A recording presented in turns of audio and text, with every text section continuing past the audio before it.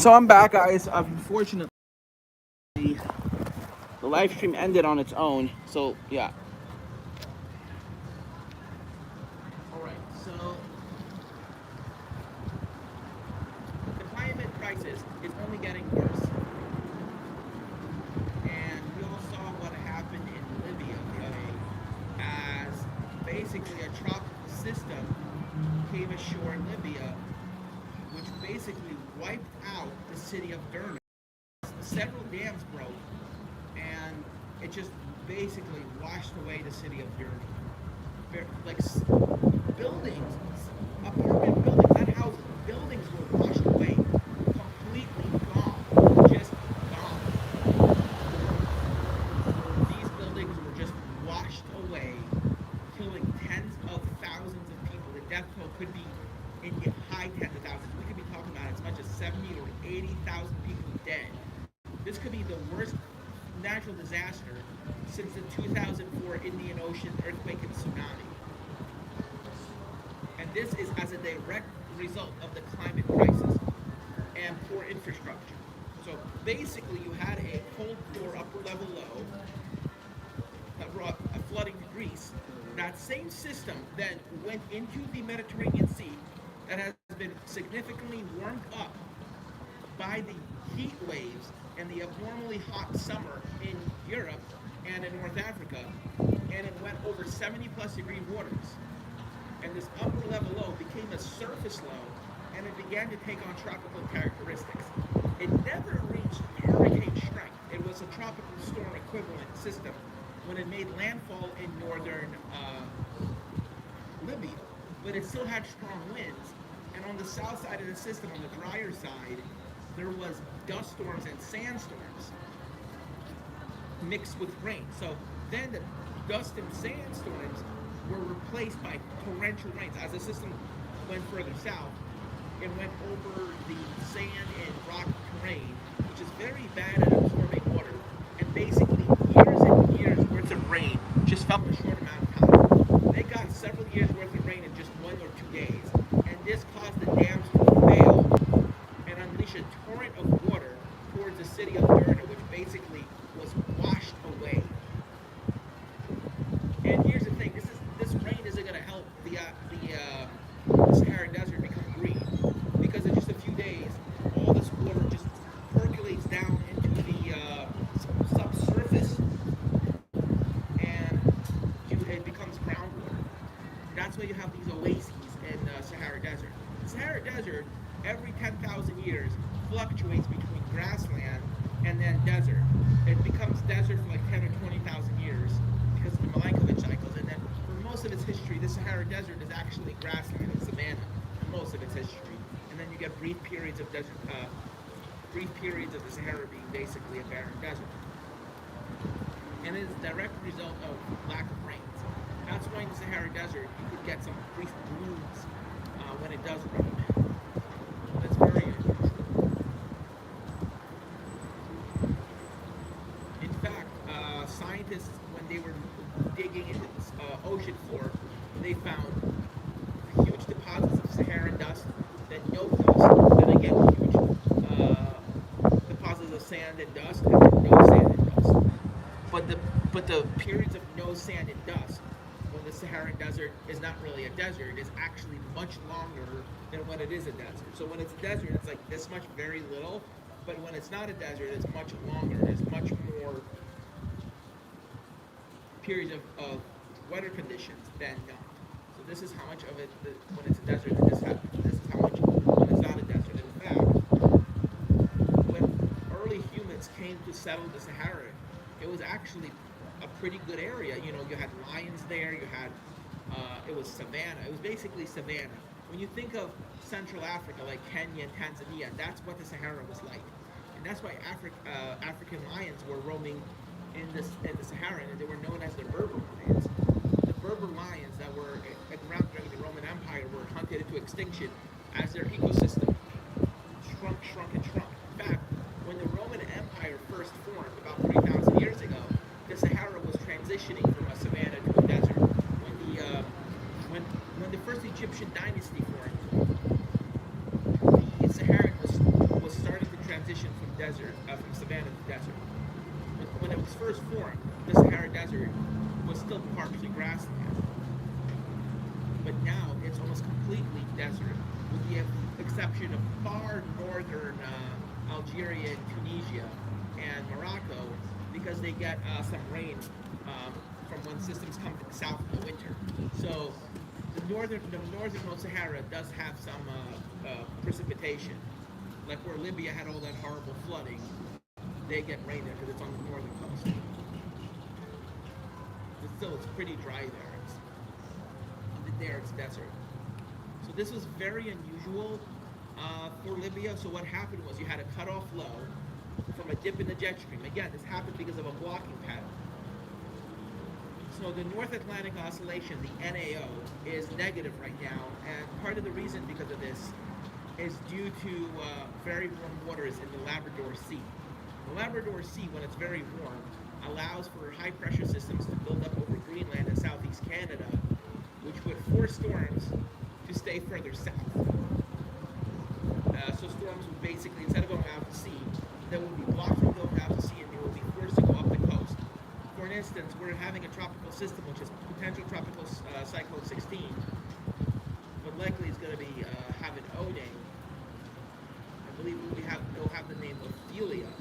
So Ophelia is about to form. We're about to get Ophelia, which should form later this afternoon. I think by 5 p.m. we should have subtropical storm Ophelia, which will have formed off the coast of North Carolina. Subtropical storm Ophelia will even bring us some rain here in Oswego in about a few days' time. But it will give New York City more rain. They even might have some flooding. They said it will be windy, wet, and raw in New York City from Ophelia. And they may actually issue tropical storm warnings up to New York City because wind gusts may be up to 40 to 45 miles per hour. But as for electricity, before I go, as for energy generation, hopefully the thing is still working. As for energy generation, we need to completely, I don't mean like, okay, let's take our time doing this, we need to wean ourselves off. No, we need to go off of fossil fuels as soon as possible and use non-carbon sources of energy, renewable and nuclear, especially thorium. Molten salt reactors are very safe, meltdown-proof, weapons proliferation-proof, and number one, for those who think that nuclear energy is bad because of waste, molten salt reactors, especially the liquid fluoride thorium reactor, eliminates nuclear waste. It consumes its own waste and can consume our nuclear waste from today's outdated nuclear reactors. So it's a win-win-win-win situation. The only issue right now, is finding the right alloy that can resist the corrosion of the salt to protect the lead. So basically, a heat-resistant, corrosion-resistant material, so corrosive-resistant material that can resist the heat of the reactor. And I think there is a material for that, and it's called graphene. We can coat the lead in graphene. That will prevent the lead from being corroded away, and voila, you would have a perfect molten salt reactor that's really good at generating electricity and very inexpensive. This reactor does not need to be pressurized and cooled, so you don't need cooling towers, you don't need pressure vessels, and it therefore will be much cheaper to construct and can be constructed on an assembly line. Construction costs would be about half to 70% less than today's nuclear reactor. So to produce the same amount of electricity from a 2,000 megawatt nuclear reactor would cost $20 billion, just giving a rough estimate, would cost $10 billion. Let's say each modular reactor costs $100 to $200 million to construct, and each modular reactor would generate about 100 megawatts of power. 100 megawatts, built about, 100 of those, and you'll get a 10 megawatt, 10 of those will get you, I'm just saying 100 megawatts, right? Or 1,000 megawatts. Let's say, 1 megawatt, 2,000 megawatts is basically multiplied by 100, so gigawatt megawatt. So you would probably need, one modular reactor would produce 100 megawatts of power. So to get 2,000 megawatts, you would need 20 of those.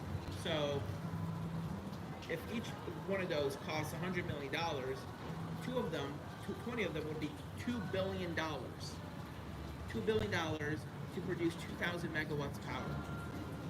It's a no-brainer. No-brainer. It could be built in an assembly line, and then you just have to install it and then attach, the height. And it doesn't even need to be, used at use high tension transmission wires, which are bad for the environment as it is. It's meant to be used locally. The issue with renewable energy is that it's very invasive, especially solar energy. Wind energy is more like you could install it, in a home.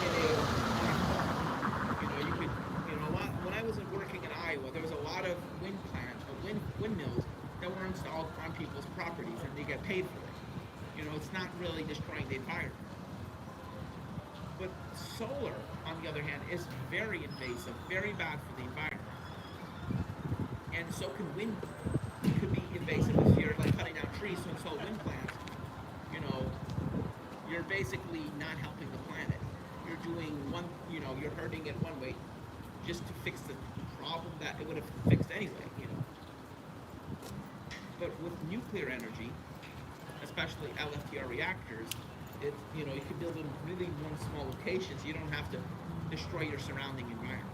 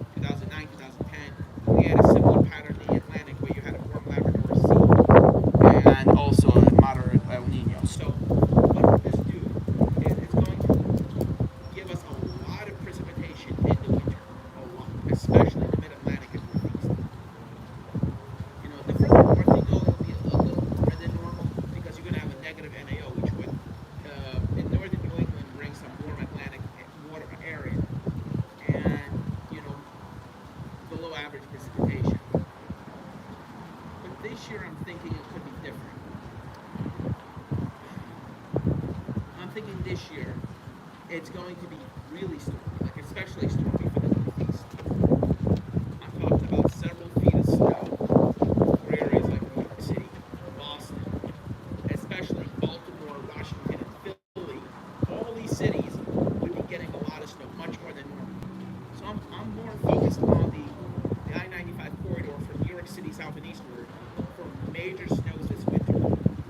I believe that Washington, Baltimore, and Philly could see one of their top 10 snowiest winters on record this winter.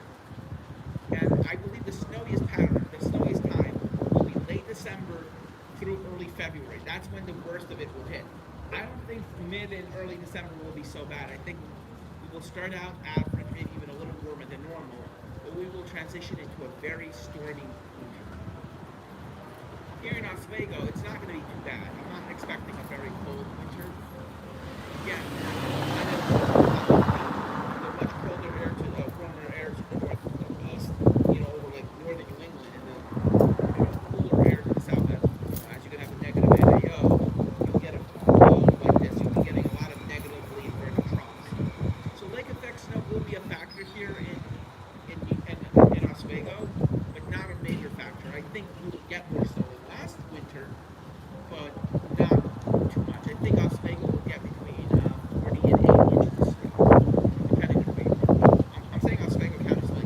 eastern Oswego County, by the Tuckahoe Plateau, may get closer to 100 inches, while the city of Oswego should get between 30 and 50 inches this winter. That's my forecast. 30 to 50 inches for Oswego. Watertown should get between 80 and 120 inches. Buffalo between 40 and 90 inches, depending where you are. Southtown should get closer to 90, while Buffalo itself and northward should get closer to 40 to 50 inches of snow. You know, all it could take is one major lake effect snow event, and you could end up even higher than what I'm forecasting. But the general rule of thumb is, you know, based on what I'm seeing this winter, I don't expect that much snow for Oswego. Not as little as we got last winter. We're definitely going to get more because we're having an El Nino, and the NAO will be negative this winter. So those two factors will likely create a colder and stormier winter, especially for the mid-Atlantic regions. And we may actually see more snow because with this pattern, you could get more cold blasts into the northeast. So based on this thinking, I'm expecting a colder northeast. I think the northeast, especially central northeast, not northern New England, but like the western part of the northeast, like where we are, could get some of the colder temperatures. So while this winter will be at or slightly below average for temperatures, snowfall should actually be, I'm expecting, below average for Oswego. Well, New York City will have above average snowfall with significantly above average snowfall for Washington through Baltimore and into Philly. Again, that's because of the warming waters in the Labrador Strait. This will create a blocking pattern. This will also mean colder temperatures in Europe as well, and stormier weather in Europe. So there might be more metacanes this winter. Of course, non-tropical metacanes, because water temperatures will be way too cold to support tropical activity. But last summer, a hurricane, yes, a tropical cyclone, not like one of those hybrid metacanes, a fully tropical metacane, a Category 2 equivalent tropical cyclone that was called Ianos, I-A-N-O-S, Ianos, hit Greece. So I'm sorry, I'm going to have to end my live stream. I'm still going to be here, but my phone is dying and I don't have any chargers here. And I also have to do a class project. In fact, I have the camera equipment right here. So I have to